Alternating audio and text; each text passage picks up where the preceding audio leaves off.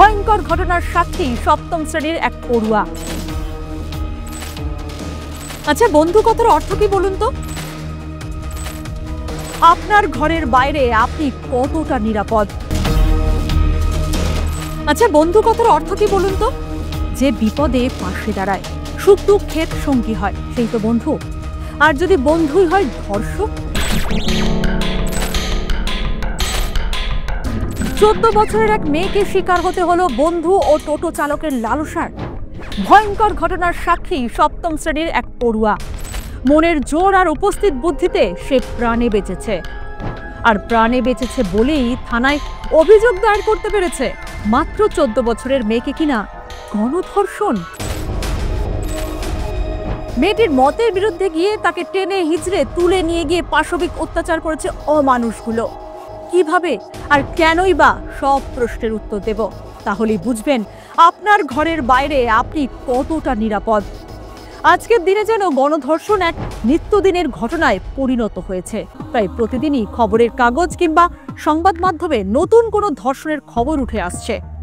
এই ধরনের নৃশংস ঘটনাগুলো বারবার সমাজকে প্রশ্নের মুখে ফেলে দিচ্ছে। ভাবুন তো, দমদমের মতো একটি এলাকায় ঘটেছে গণধর্ষণের মতো ঘটনা, তাও আবার ভর সন্ধ্যে। দমদমের সপ্তম শ্রেণীর এক নাবালিকাকে গণধর্ষণের অভিযোগ। ঘটনায় 3 অভিযুক্তকে গ্রেপ্তার করেছে পুলিশ। তাদের বিরুদ্ধে ধর্ষণ, অবৈধভাবে আটকে রাখা সহ একাধিক ধারায় মামলা রুজু হয়েছে। পুলিশ সূত্রে জানা গিয়েছে, দমদমের বাসিন্দা ওই নাবালিকা গত শনিবার সন্ধ্যায় পড়তে গিয়েছিল। ফেরার পথে তার এক বন্ধুর সঙ্গে দেখা হয়। ধৃতদের মধ্যে এক টোটো চালকের সঙ্গে 5 দিন আগে ওই স্কুল ছাত্রীর পরিচয় হয়। এরপরে শনিবার ওই স্কুল ছাত্রীকে ডেকে নিয়ে যায় টোটো চালক। এরপর টোটো চালক ও তার বন্ধু একটি ভাড়া ঘরে নিয়ে গিয়ে ধর্ষণ করে। অভিযোগ, 3 জন মিলে জোরপূর্বক মেয়েটিকে টোটোয় তোলে।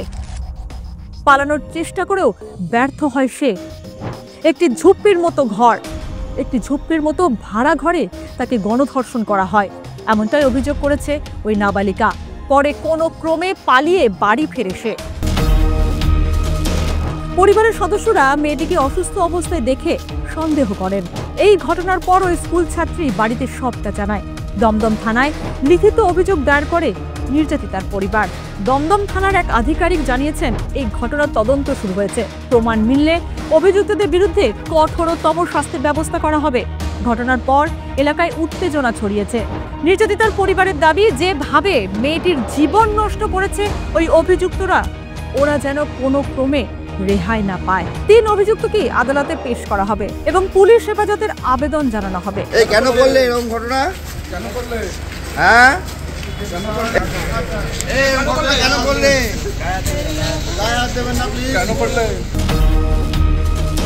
মেয়েরা কি শুধুই ভোগ্যপণ্য?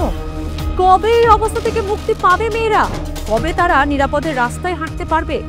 রাতের অন্ধকারে নিরাপদে ঘরে ফিরতে পারবে?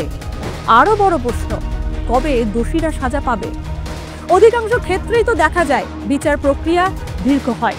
প্রমাণের অভাবে বা প্রভাবশালীদের চাপে মামলাগুলো ধামাচাপা পড়ে যায়। কারণ তারা জানে এই সমাজে ন্যায় বিচার পেতে ভুক্তভোগীদেরই লড়তে হয়। এই অবস্থার জন্য দায়ী শুধুমাত্র প্রশাসন বা আইন ব্যবস্থা নয়, সমাজের নীরবতাও সমানভাবে অপরাধী।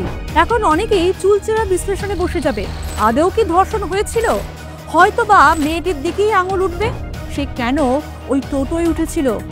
কেন তার বন্ধুকে বিশ্বাস করেছিল যে মেয়েটার জীবনে অনেক দূর এগিয়ে যাওয়ার কথা? তাকে কিনা এইভাবে এই সমস্ত প্রশ্নের সামনে দাঁড়াতে হবে, অন্ধকারে মুখ লুকোতে হবে।